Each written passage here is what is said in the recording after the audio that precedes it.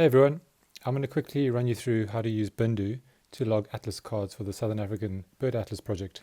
For those of you who aren't familiar with the project, I suggest you pop over to the SABAP2 website and read all about it. It's a fantastic citizen science project which uses your logged bird data for conservation projects. Right, so before you can use Bïndo to create atlas cards, you need to go to your user profile. So top left hand, there's that little person, you click on that. And from there, this is your profile page. You go to edit profile. And then if you scroll down your profile page, you'll see there's a box midway which says Bird Atlas Observer ID. And that's where you fill in your ID.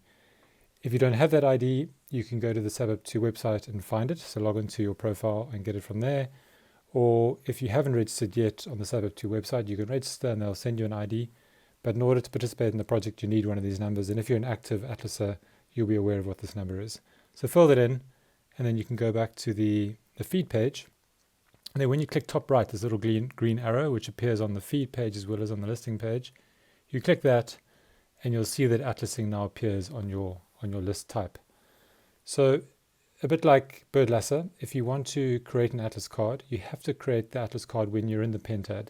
So what your phone does is it uses your GPS on the phone to figure out where you are, and it will create an atlas card for the atlas you're currently standing in, or the pentad you're currently standing in. So I'm going to press atlasing, and that will then immediately create my atlas list. So this is a blank list, so I haven't logged any species yet.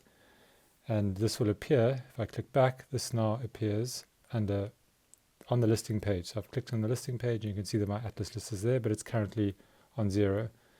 So then what you'll do is you'll start your birding, and as you know, for the Atlas protocol, you need to bird for at least 2 hours for it to be a full protocol card. So I then go to the log screen, and that's the middle button. So on the logging screen, you've got 2 tabs. You've got Nearby and Southern Africa. So the Southern Africa is a list of all birds currently recorded on the Southern African list. And Nearby is really handy because it uses SABAP2 data to rank the birds in abundance order. So the most common birds are listed first, and this is based on your location. And this makes logging really easy and also more accurate for newer birders. So I'm just going to log a couple. So let's say Egyptian goose. So you just click the plus sign, Hardy-Dar, this is good on the list, Cape White-Eye, Cape Robin Chat, and maybe a southern double-collared sunbird. So I've logged those birds. You'll notice in the top right that there's that little orange box with a number in it. That gives you the chance to sync your sightings. So currently the sightings are sitting on the phone. And if you click top right, you'll see that these are the unsynced sightings. So what you can now do is just click sync, and that will then push this data to the Bïndo database. That's usually pretty quick. You can log a number of species and sync every so often. You then go continue. And now what's happened is that these birds have been added to the atlas list. You'll see it now. It's added 5, and I can click on the list. So I'm just clicking on the green part here.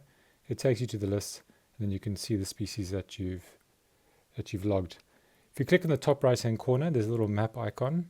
You click there, and it'll show the pentad. So this is where I'm sitting right now. You can see the outskirts of the pentad. So when you go birding, you can then just check exactly where you are.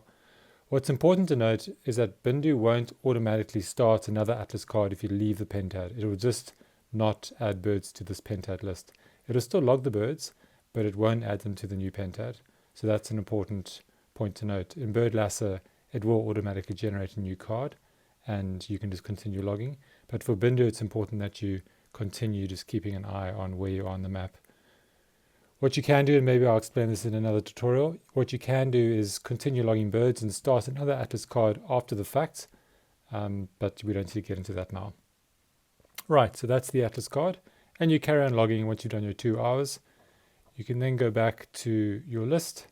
There it is, and you click on these 3 little dots if you want to end it, and you have the option here of pausing it. So if you're leaving the pentad, or if you've paused your birding for a bit, you can pause that, or you can even add photos if you want, or you can share the list. When it comes to the time that you want to submit the card, it's important that you click on the 3 dots and go to this edit button. And at the bottom of this page, so in the edit button, you can edit your start date and time as well as your end date. But what's important is that you can change the atlasing options. So you click on that, and this is pertaining to the protocol. You can choose whether you've birded in all habitats or not. If you bird it at night time, these are the standard sub-app questions, and also if it's a full protocol card.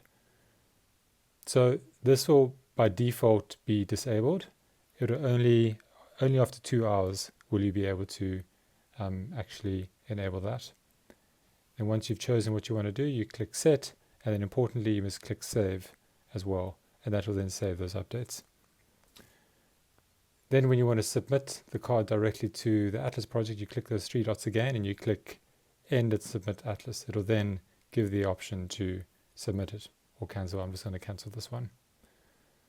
So that's how atlasing works in Bïndo. If you have any questions, please feel free to email me at dave@bïndo.app. Thanks very much. Cheers.